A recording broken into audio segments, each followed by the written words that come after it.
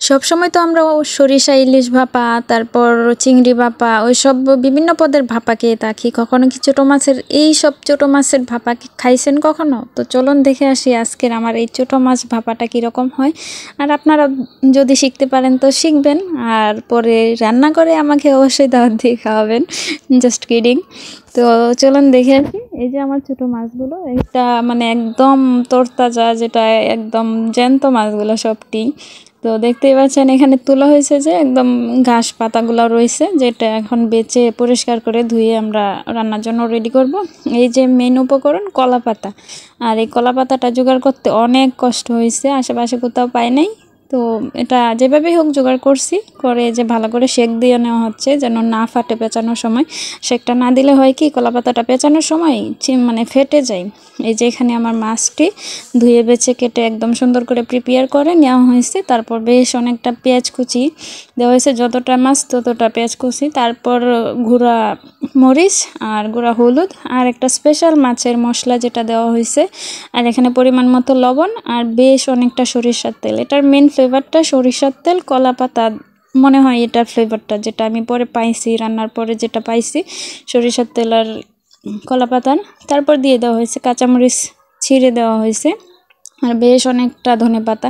আর সবগুলো উপকরণ এমনভাবে মিক্স করতে হবে যেন অর্ধেক যেন মিক্সিতেই হয়ে যায়, এরকমভাবে ভালো করে সময় নিয়ে এটা মেশাতে হবে মশলার সাথে।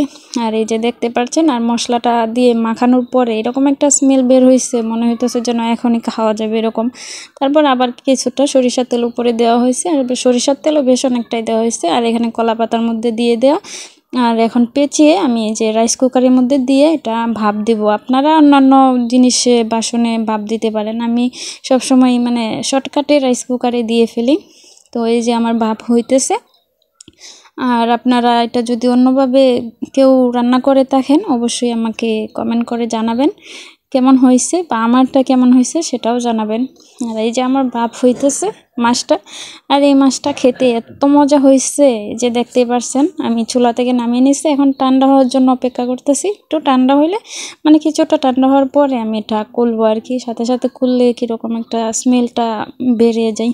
আর এই যে দেখতে পাচ্ছেন মাছটা এত সুন্দর হয়েছে, আর স্মেলটা এত সুন্দর, এত স্ট্রং ফ্লেভার একটা আসতেছে, মানে মনে হইতেছে যেন কী যেন একটা জিনিস, সেটা মানে ওই ইলিশ ভাপা বা চিংড়ি ভাপা ওইটির যে এটা অন্যরকম টেস্ট বা গ্রান সব দিক দিয়ে। এই যে আমার গরম ভাত দিয়ে আমি সাথে সাথে নিয়ে বসে পারছি, আর গ্রানে মনে হইতেছে যেন আমি আর থাকতে পারবো না, এখনই আমার খেতে হবে এরকম অবস্থা। তো এত মজা হয়েছে, আমি ভাবতে পারি না এটা এত মজা হবে। আর এই মাছ দিয়ে আমার এই প্রথম ট্রাই করা এটা। আপনারা অবশ্যই বাসায় ট্রাই করবেন আর জানাবেন কেমন হয়েছে, আর যারা খাইছেন জানাবেন।